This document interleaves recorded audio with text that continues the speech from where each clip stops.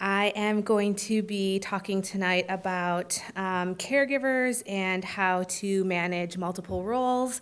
While caregiving, we all know that when folks are providing care to cancer patients, that life doesn't stop, and there's all kinds of other things that are going on as well. So I'm going to talk a little bit about some of the research about multiple roles and kind of what caregivers can do to try to manage the stress that comes along with trying to juggle additional things in addition to caregiving. So some of the objectives for tonight include just briefly going over the definition of a caregiver, talking a little bit about some background information.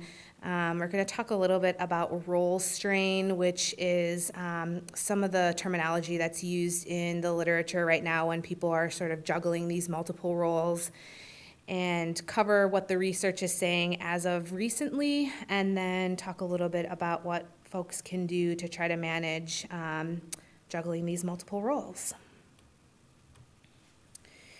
So the latest numbers from the American Cancer Society show that there are 14.5 million cancer survivors right now, and the estimation is that will be 19 million by 2024. So those numbers are pretty stark to me as far as how many people are struggling with cancer, but then that makes me stop and think about how many people are in a caregiving role for those folks that are dealing with cancer. So if you figure, for every cancer patient, probably at least one or two or multiple caregivers. And so about 3 out of 4 families have at least one member who is a cancer survivor. So this is really impacting, it seems like these days everybody's family and everyone is touched in some way by cancer. So we know that for as many cancer survivors, there's just as many caregivers. So some of the numbers about caregivers, and this is numbers related to caregivers that are not nurses, not doctors, but informal caregivers. And we know that family members, friends, these other informal caregivers that are not necessarily part of the medical team are providing between 75 and 80% of care, which I think is a lot. That number, I think, surprised me a lot. It probably doesn't surprise caregivers or somebody who's in that role. They're probably nodding their head saying, yeah, that sounds about right. About 8.8 hours of care on average per day. So it's pretty much like having a full-time job, more than that, because I'm sure that's 7 days a week and not 5 days a week. And then the average is about 4 or more years of caring over the course of the cancer journey. So 4 solid years of feeling like this is the level of care that's being provided, which is significant. So who is a caregiver and what is their role? A caregiver has a very key role in the healthcare team, a very important role. Their job is to improve the patient's health and quality of life and provide, kind of step in and do whatever is needed. I feel like caregivers do all kinds of things that we may think of the basics, but there's all kinds of things that caregivers can provide the people that they're caring for. As the definition suggests, a complex array of support tasks that kind of cross over physical, psychological, spiritual, and emotional domains. And caregivers can be anybody: a spouse, a partner, children, relatives, friends, neighbors. Anybody can really fill in as a caregiver.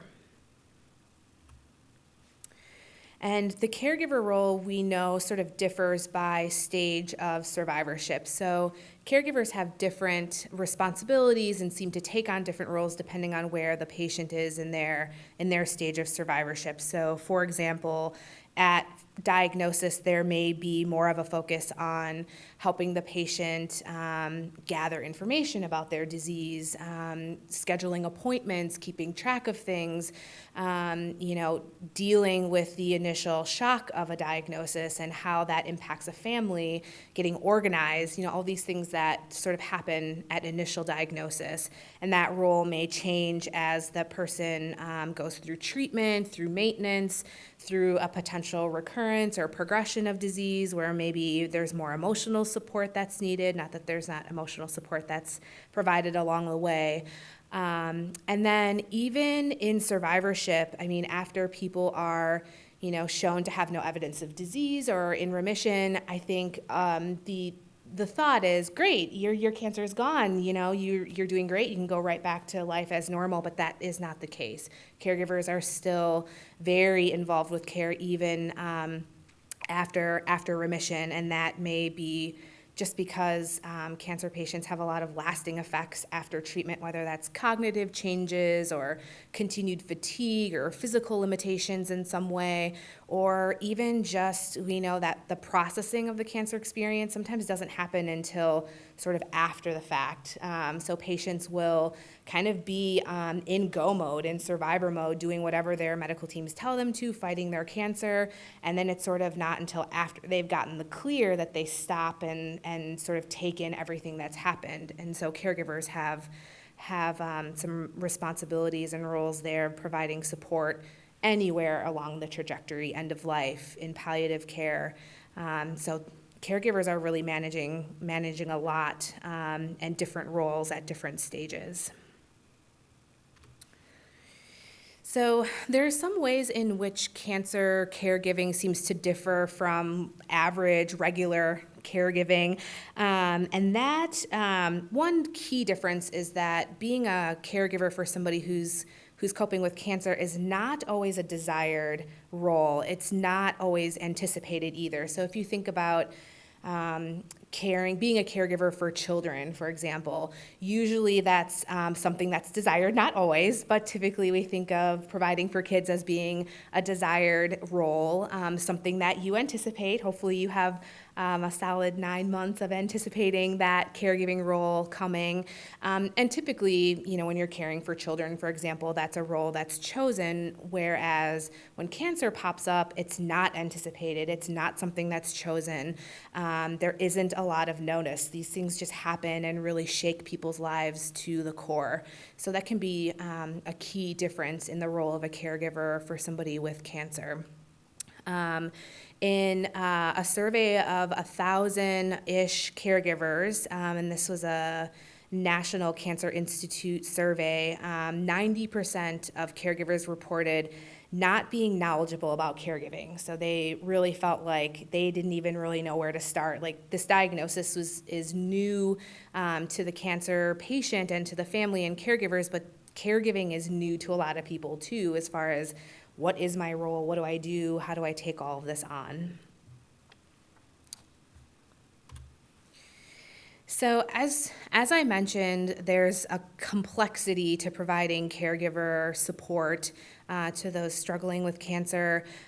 This list is just a very basic rundown of some of the things that caregivers do as far as working with medications, giving out medications, tracking that, symptom management, doing the basic things like cooking and keeping track of meals and how nutrition is holding up, supervising and making sure people are getting, their people that they're caring for are getting to appointments and taking medications on time, keeping up with the regular flow of life, like running errands or paying bills, providing emotional support, communicating with providers, a lot of communication with family members. I think caregivers sort of step in to be kind of the spokesperson in some ways. And so that's just, I feel like that's the tip of the iceberg. I know caregivers do a whole lot more than that. If you stop and think about what you do as a caregiver, I'm sure you could make a list probably a mile long. But the idea is caregivers are doing a lot. And some of the challenges that we know caregivers are facing include, like I said, being unprepared for caregiving, having to deal with the uncertainty of the outcome. This is another thing that's kind of unique to cancer caregivers. Is cancer is one of those things where there is just inherently a lot of uncertainty, and so caregivers are dealing with that as well. Decreased support compared to the patient. So when the patient is diagnosed with cancer, it seems like there's sort of an army that rallies around them, typically to provide support, but we don't get that same rallying necessarily around the caregivers. So sometimes there's a decrease in support. We also know that female caregivers report more distress than male caregivers, and I know that's probably not super surprising, and some of the reasons are, I think women kind of tend to be just identified in our society as more typically caregivers or stepping into the caregiver role.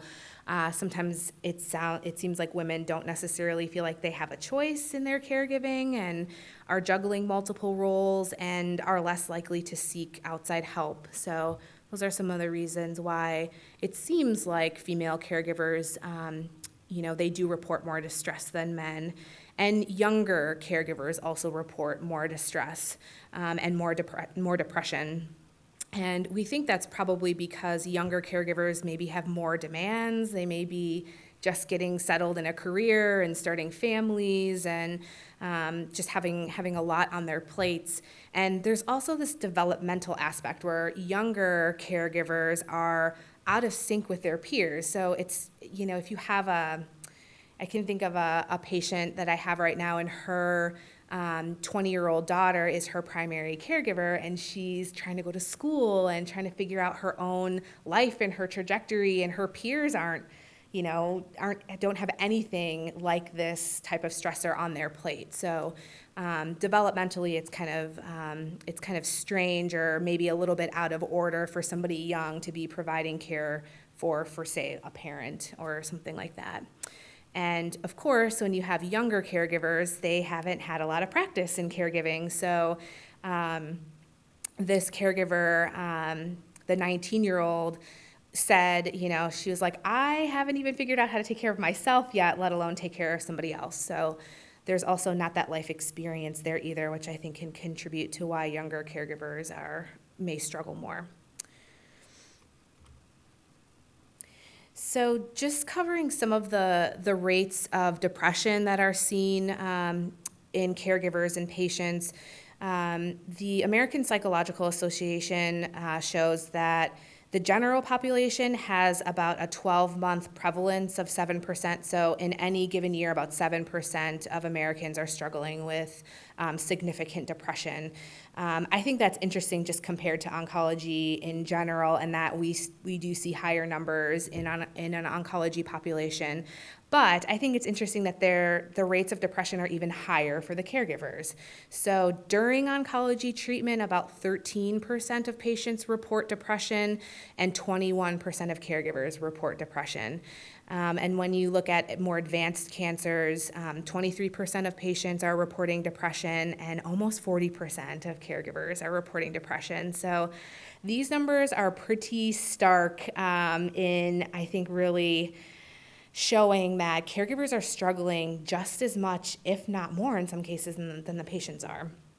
And I have this little picture here about how are you doing. I feel like a lot of times when you ask caregivers how they're doing, their initial response is just to say fine, as though, it's kind of, I think there's a guilt caregivers sometimes carry, like they can't be the complainer because they're caring for somebody who has cancer, and the person with cancer should be the one complaining. But I did have a caregiver tell me once that she says she's fine, and fine stands for frustrated, insecure, nervous, and emotional, and that's what she meant when she said fine. And you could, she had a variation of what fine stood for in her head, but I think it's just a reminder sometimes to really, one thing that we can do is really ask caregivers how they're doing and give them permission to complain a little bit or talk a little bit about their own struggles, because I think the tendency is to probably keep that to themselves. So when we talk about caregiver burden, I'm just gonna really, really briefly touch on this. Caregiver burden is the extent to which caregivers perceive that caregiving has had an adverse or a negative effect on their emotional, social, financial, physical, or spiritual functioning. And this can really look different depending on the person and be very multidimensional. But when you're feeling like really just bogged down and like your caregiving is having a negative effect on every part of your being or a certain part of your being, then we have caregiver burden. And usually that's characterized by mood changes, lack of sleep, feeling irritable, feeling resentful. There's a whole host of risk factors or things to look for that might suggest that somebody's really experiencing caregiver burden. But I think most caregivers would say they just feel completely depleted or completely exhausted when they're feeling caregiver burden. And, having this burden of caregiving can really have an impact on employment. We know that folks who are providing care and trying to work at the same time take more time away from work. 14 to 16% of families with somebody in their family with cancer, 14 to 16% declare bankruptcy, so there's really a lot of financial strain. Families are made of real people who have their own struggles and their own issues as well, so adding caregiving to that can really be difficult. Different people roll with things a lot differently. So you may know those people that when they encounter a challenge, they just roll right with it and they seem to kind of let things roll off their backs, but others really get stopped kind of dead in their tracks and don't know how to deal with it or deal with the challenges. So it can really be a challenge and differ based on people's personalities and kind of their previous experiences and how they tolerate this role of caregiving.